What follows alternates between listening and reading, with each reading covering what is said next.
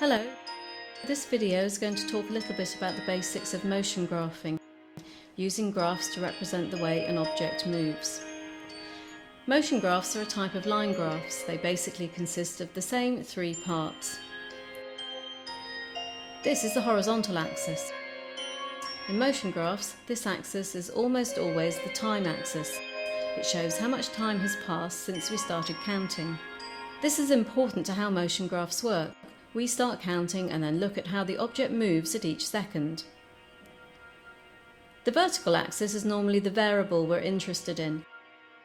It can represent position, velocity, or acceleration. Position is usually represented by the variable x. The zero spot is a special area of the motion graph.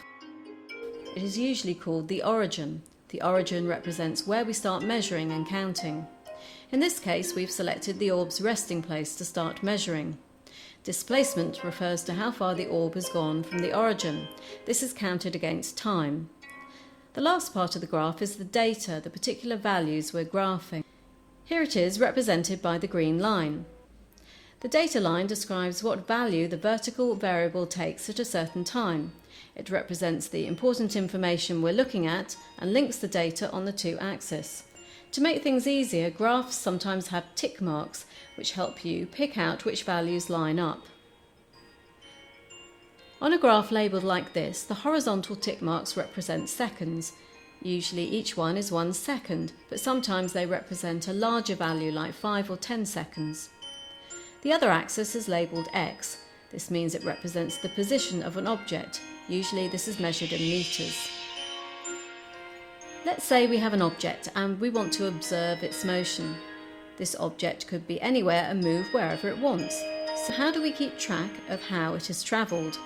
The answer is we set an origin, represented here by the mark of red tape. Then we measure off a distance in equal units, here 3 meters. Now we will be able to know how far the object has travelled. It's almost like it's moving on a number line. So now we'll try to figure out exactly what a motion graph tells us. Here's our graph with position, time and our data line. What this graph is showing us is that as time goes on, the orb is moving to the right farther and farther away from where it started. Let's take this step by step to figure out exactly what it means. When we start counting, the object is at the origin. After 2 seconds, the data line is telling us that our object is at the 1 meter mark. Our object moved 1 meter. The glowing lines show where we got the information off the graph. We can see that the green data lines up the 2 second mark and the 1 meter spot. At 4 seconds, we see our object is now at the 2 meter mark. And by 6 seconds, our object has moved a total of 3 meters. So our object seems to be moving 1 meter every 2 seconds. Saying it that way makes us realise that we now know the speed must be half a metre per second, because that's the distance travelled per every second.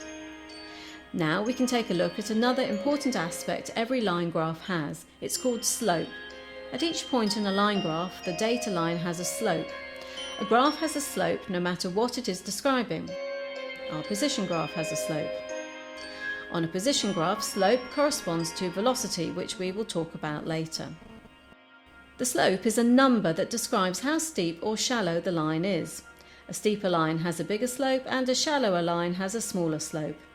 A steeper slope means the object is moving faster. An object travelling at this velocity would have moved further, the x-axis at any given time, than an object moving at this velocity. This line has a smaller slope and a smaller velocity because the line is shallower. Slopes can also be negative. As you can see, the waker is moving the orb backwards towards the origin instead of away. The line goes down from right to left, so it has a negative slope. Horizontal lines are a special case. A horizontal line doesn't go up or down, so the slope is 0. The object would just be sitting 2 meters away from the origin with no velocity. Another important point about slope is that a line has a slope no matter where it is. The slope has nothing to do with where you find the line, only how steep or shallow it is.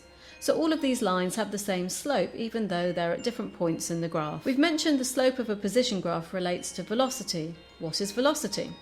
Velocity is a lot like speed, only velocity includes direction like north or south. The V on this graph stands for velocity. Velocity has units at a distance per time. You probably already know how cars measure velocity in miles per hour, the amount of distance a car would cover if it moved at that same speed for a full hour. So if a car is going 60 miles per hour, it will travel 60 miles in 1 hour if it stays at that speed. Usually, since we use meters, we talk about meters per second. Velocity can also be measured in other units, but it is always some distance over some time because that's the definition. You can have something travelling at 5 meters per second like a person running. Or you could have an inchworm moving at 3 inches per minute. Or you lob a ball at 20 feet per second. Now let's see how the position graph relates to the velocity graph. From the position graph, we can go directly to the velocity graph by looking at the slope of the position graph. For a position graph, the slope represents velocity. You can read off each point on the slope of a position graph and use it to make a velocity graph.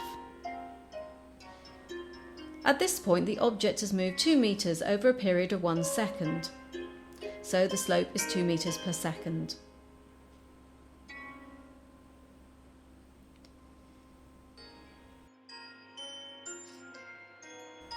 At this point, the object has moved a total of 4 meters over a period of 2 seconds, so the slope is 4 over 2, which is still 2 meters per second. If we do this for all of the points on the position graph, we can see that the velocity graph forms a line.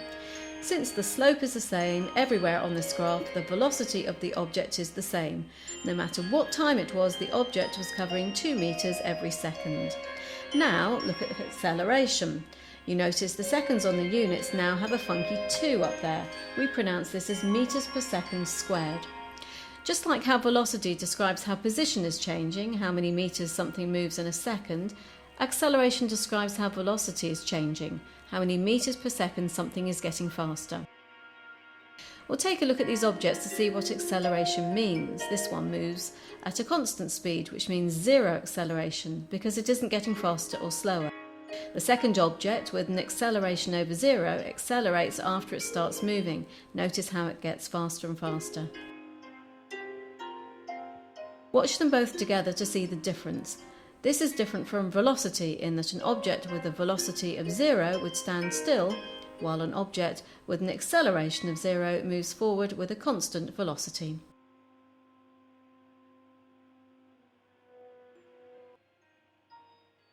Thanks for watching, and if you have any questions, feel free to rewind and go over the material.